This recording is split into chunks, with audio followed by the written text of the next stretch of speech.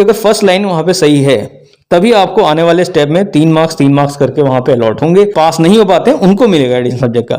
लेकिन अगर आप लोगों ने चीटिंग, फर्रे या बगल वाले की कॉपी खींच ली है जिसकी वजह से आप लोगों को एग्जामिनेशन हॉल से बाहर निकाल दिया, प्यारे स्टूडेंट, मुझे लगता है इस बार सीबीएसई बोर्ड आप लोगों के पीछे हाथ धो के पड़ गया है, क्योंकि वो आप लोगों को इस बार चाहता ही नहीं कि आप लोग पास हो पाए। सबसे पहले 10वीं के बच्चों को डरा दिया, वहां पे मैथ्स का पेपर उस लेवल तक पहुंचा दिया जो कि एनसीईआरटी के सिलेबस से ही आउट था और स्टूडेंट इतना फ्रस्ट्रेट हो गए थे। तो फिलहाल 3 ऐसे इंपॉर्टेंट अपडेट जो सीबीएसई बोर्ड के डायरेक्टर डॉक्टर संयम भारद्वाज हैं उन्होंने किए हैं इस बार, और हर एक स्टूडेंट को जानना जरूरी है, चाहे वो इस बार बोर्ड दे रहा हो चाहे वो आने वाले समय में बोर्ड देने वाला है। ठीक है, तो हर एक स्टूडेंट को ये वीडियो शेयर कीजिए और इस वीडियो को एंड तक देखिए, क्योंकि इससे आपको वो सारे इंपॉर्टेंट अपडेट जो इस बार हुए हैं और आपके मार्क्स में, आपके रिजल्ट में क्या इम्पेक्ट करने वाले हैं, आप लोग कैसे पास होंगे, आप लोगों का जो आप लोगों ने पेपर जिस हिसाब से अटेम्प्ट किया उस हिसाब से मार्किंग आपको मिल पाएगी नहीं मिल पाएगी, सारी चीजें मैं यहाँ पे डिस्कस करने वाला हूँ। ठीक है, तो वीडियो को एंड तक देखिएगा। जो तीसरा इंपॉर्टेंट अपडेट है जो एडिशनल सब्जेक्ट को लेकर, ये तो और भी ज्यादा इंपॉर्टेंट है। ठीक है, इसलिए एंड तक जरूर देखिएगा। सबसे पहले यहाँ पे मैं बता दूं आपको, ऑनलाइन स्क्रीनिंग जो चेकिंग हो रही है इसकी वजह से क्या इम्पैक्ट पड़ने वाला है। सबसे पहले तो स्टूडेंट को ये बता दूं, इस बार स्टूडेंट को जो भी सोशल साइंस या आपका साइंस के जो सब्जेक्ट्स होल्ड कर रहे थे, जो आपका पेपर अटेम्प्ट करना था वो सेक्शन वाइज अटेम्प्ट करना था। अगर आप लोगों ने सेक्शन वाइज अटेम्प्ट नहीं किया है, सेक्शन वाइज अटेम्प्ट करना मतलब क्या होता है, जैसे साइंस की बात करूं, फिजिक्स, केमिस्ट्री, मैथ्स 3 सेक्शन होते हैं। फिजिक्स का सेक्शन अगर आप अटेम्प्ट कर रहे हैं, अगर उसमें आपने केमिस्ट्री का क्वेश्चन को सॉल्व करके आंसर लिखा है, केमिस्ट्री का सॉल्यूशन लिख दिया है, तो वहां पे आपको मार्क्स नहीं मिलने वाले। क्यों? क्योंकि आपने सेक्शन वाइज अटेम्प्ट नहीं किया है। जबकि इससे पहले क्या होता था, अगर आपने फिजिक्स सेक्शन में क्वेश्चन नंबर डाल के केमिस्ट्री या बायो का लिख दिया तो आपको नंबर मिल जाते थे। तो इस बार सेक्शन वाइज अगर आपने राइटिंग नहीं की है, चाहे वो सोशल साइंस हो, सोशल एसएसटी क्या होता है, ज्योग्राफी, पॉलिटी हो गई, हिस्ट्री हो गई। हिस्ट्री में अगर आपने ज्योग्राफी का सॉल्यूशन लिख दिया कोई क्वेश्चन नंबर डाल के, तो आपको मार्क्स नहीं मिलेंगे। तो ये सबसे बड़ी जो आपका, अगर आपने इस तरह की मिस्टेक वहां पे की है तो आपको मार्क्स नहीं मिलने वाले। तो इसलिए अच्छे से पेपर करिए, आने वाले जो भी पेपर हैं। ठीक है, और यहाँ पे ध्यान देने वाली बात है, अगर आपने सेक्शन वाइज आंसरिंग नहीं कर रखी तो आपको मार्क्स नहीं मिलेंगे। दूसरी सबसे बड़ी चीज है यहाँ पे, ऑन स्क्रीन जो चेकिंग होगी वहां पे स्टेप मार्किंग तो है। स्टेप मार्किंग तभी आपको मिलेगी जब आपने सेक्शन वाइज राइटिंग की है। अगर सेक्शन वाइज राइटिंग नहीं की है तो आपको मार्किंग नहीं मिलने वाली है, मैंने बता दिया है।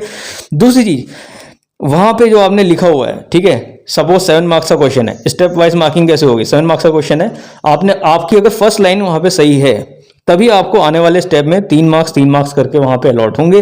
पहली लाइन ही अगर आपने गलत कर दी तो वहां पे मार्क्स अलॉट नहीं होंगे।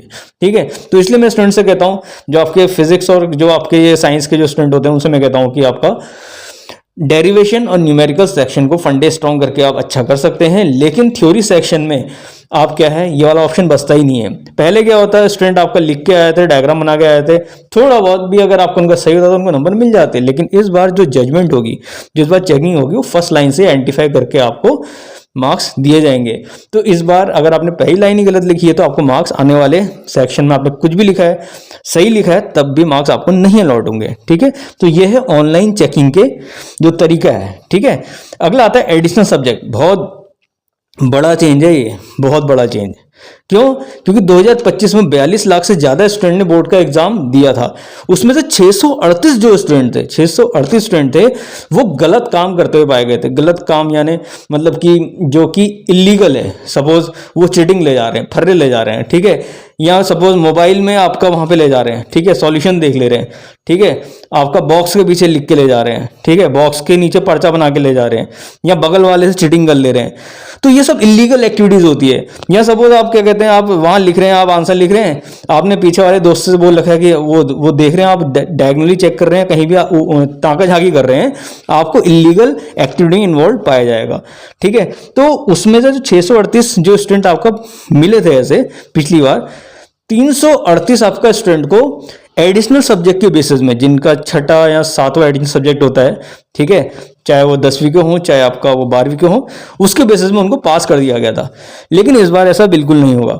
अगर आप लोग किसी कारण से कोई पेपर देते हुए निकाल दिए गए हो, ठीक है, आपको डिवाइड कर दिया गया हो वहां पे एग्जामिनेशन हॉल से, तो आपको उस सब्जेक्ट में फेल हो माना जाएगा और आपको उसमें एडिशनल सब्जेक्ट के बेसिस में नंबर नहीं मिलेंगे, आपको दोबारा वहां पे कंपार्टमेंट देने आना होगा।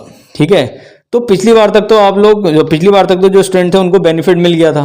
ठीक है, 638 में से आपका 338 स्टूडेंट्स को बेनिफिट मिल गया था। ठीक है, उनको क्या कहते हैं, आपका एडिशनल सब्जेक्ट की वजह से पास मान लिया गया था। लेकिन इस बार ऐसा नहीं होगा, चीटिंग बिल्कुल मत करना। ठीक है, एडिशनल सब्जेक्ट का बेनिफिट नहीं मिलने वाला। एडिशनल सब्जेक्ट का बेनिफिट उन्हीं बच्चों को मिलेगा जो लोग वहां पे ऑनेस्टली वहां पे गए हैं पेपर देने। ठीक है, और किसी कारण से वो क्या कहते हैं नंबर कम आ जाते हैं। ठीक है, और पास नहीं हो पाते हैं, उनको मिलेगा एडिशनल सब्जेक्ट का। लेकिन अगर आप लोगों ने चीटिंग, फर्रे या बगल वाले की कॉपी खींच ली है जिसकी वजह से आप लोगों को एग्जामिनेशन हॉल से बाहर निकाल दिया गया है, ठीक है, तो इस तरह की एक्टिविटी करने में आपको इलीगल एक्टिविटी एक्ट के तहत क्या किया जाएगा, डिवाइड तो किया जाएगा, साथ में आपको उस सब्जेक्ट में फेल माना जाएगा और आपको कंपार्टमेंट देना आ जाएगा। और कंपार्टमेंट का पेपर इतना टफ आएगा, फिर से कह रहा हूं आपका। ठीक है, जब आप नॉर्मल बोर्ड में पास नहीं हो रहे तो कंपार्टमेंट में क्या पास होंगे। ठीक है, इसलिए कहता हूं फंडे बहुत स्ट्रॉन्ग करिए। ठीक है, तो बाकी जो स्टूडेंट पर्सनल मेंटरशिप लेना चाहते हैं विकास सैटेलाइट 2.0 के साथ जुड़ सकते हैं। पर्सनल मेंटरशिप बेस्ट से बेस्ट सब्जेक्ट के जो कॉम्पिटिटिव एजुकेटर्स हैं जिनको बहुत ज़्यादा एक्सपीरियंस है, 18, 20 साल, 30 साल का एक्सपीरियंस है, उनसे आप लोगों को बेस्ट से बेस्ट गाइडेंस हमें प्रोवाइड की जाएगी। तो आप लोग उसका बेनिफिट ले सकते हैं। पर्सनल मेंटरशिप में 1-on-1 मेंटरशिप मिलेगी यहाँ पे, तो उसका बेनिफिट लीजिए। उसका इंक्वायरी लिंक नीचे दिया गया है। अगर आप लोग के कोई डाउट है नीचे पूछ सकते हैं। कोई भी प्रॉब्लम, कोई भी डाउट हो वो आप पर्सनली नीचे वहाँ पे कमेंट सेक्शन में जाके पूछ सकते हैं। पर्सनल मेंटरशिप लेना चाहते हैं, काउंसलिंग लेना चाहते हैं कंपटीशन के लिए या बोर्ड्स के लिए, उसका भी इंक्वायरी लिंक नीचे दिया गया। तो मिलते हैं एक बड़ी अच्छे से प्यारी सी वीडियो के साथ। बेस्ट से बेस्ट गाइडेंस के लिए जुड़े रहिए विकास सैटेलाइट 2.0 के साथ। यहाँ पे मिलती है आपको बेस्ट से बेस्ट साइंस, मैथ्स, फिजिक्स की overall guidance, NEET as well as JEE के लिए। Thank you.